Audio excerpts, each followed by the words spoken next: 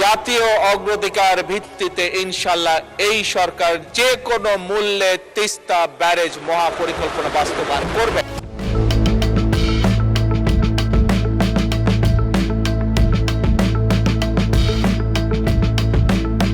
বাংলাদেশের প্রধানমন্ত্রী তারেক রহমানের চীন সফর নিয়ে হইচই শুরু করেছে ভারতীয় গণমাধ্যম। Times of India, the economic Times এবং এনডিটিভির মতো শীর্ষ গণমাধ্যমগুলো এই সফরকে নিবিড়ভাবে পর্যবেক্ষণ করেছে। তাদের মূল আলোচনা ও উদ্বেগ মূলত তিন বিষয়কে কেন্দ্র করে।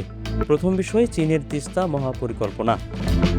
2011 সালে ভারতের অভ্যন্তরীণ রাজনীতির কারণে তিস্তা চুক্তি আটকে যায়। দেশটির গণমাধ্যম বলছে, দিল্লির এই দীর্ঘদিনের কূটনৈতিক ব্যর্থতার সুযোগ নিয়েছে বেইজিং। ভারতের মূল ভয় চীনের অর্থ ও কারিগরি সহায়তায় তিস্তা ব্যারাজ বাস্তবায়ন হলে বিপাকে পড়ে যাবে তারা। ভারতের কৌশলগত অঞ্চল শিলিগুড়ি করিডোর বা চিকেন স্নেকের খুব কাছাকাছি চলে আসবে চীন। ভারতীয় গণমাধ্যমগুলোতে উদ্বেগ প্রকাশ করা হয় মোংলা বন্দর ও লালমনিরহাট বিমানবন্দর নিয়েও। মোংলা বন্দরের পাশে চীনের সহযোগিতায় বিশেষ অর্থনৈতিক অঞ্চল গঠন এবং লালমনিরহাট বিমানবন্দরের আধুনিকায়নকে হুমকি হিসেবে দেখা হচ্ছে। একে ভারত মহাসাগরে চীনের স্ট্রিং অফ পার্লস বা কৌশলগত বেষ্টনী নীতির অংশ হিসেবে মনে করছেন তারা। সফরে বাণিজ্য, অবকাঠামো ও প্রযুক্তি খাতে একাধিক সমঝোতা স্মারক সই হয়েছে। ভারতের প্রতিরক্ষা মহলে বাংলাদেশ চীন সামরিক সংলাপ এবং সামরিক সরঞ্জাম কেনার সম্ভাবনা নিয়ে ব্যাপক জল্পনা কল্পনা হয়েছে, যদিও বড় কোনো সামরিক চুক্তির ঘোষণা এখনও আসেনি।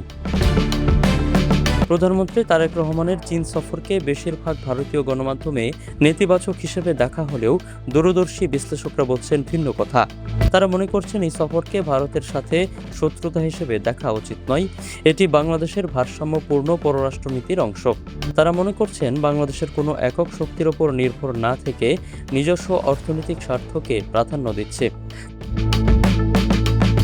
তবে বেজিংয়ে ঢাকার সাফল্য যে দক্ষিণ এশিয়ায় ভারতের প্রভাবকে চ্যালেঞ্জের মুখে ফেলেছে, সেটা ভারতীয় গণমাধ্যমগুলোতেই উঠে এসেছে। ভারতের বেশ কিছু গণমাধ্যম বরাবরই চীনের অর্থনৈতিক ঋণকে ঋণের ফাঁদ হিসেবে দেখানোর চেষ্টা করে। তারা শ্রীলঙ্কা বা পাকিস্তানের উদাহরণ টেনে বাংলাদেশের এই বিপুল চীনা বিনিয়োগের ভবিষ্যৎ নিয়ে প্রশ্ন তোলে। বাংলাদেশ ও চীনের মধ্যে বাণিজ্যিক ডলারের পাশাপাশি ইউয়ান ব্যবহারের উদ্যোগ নেওয়া হচ্ছে কিনা সেটা নিয়েও চুলচেরা বিশ্লেষণ করেছে বিজনেস স্ট্যান্ডার্ডের মতো ভারতের অর্থনৈতিক পত্রিকাগুলো।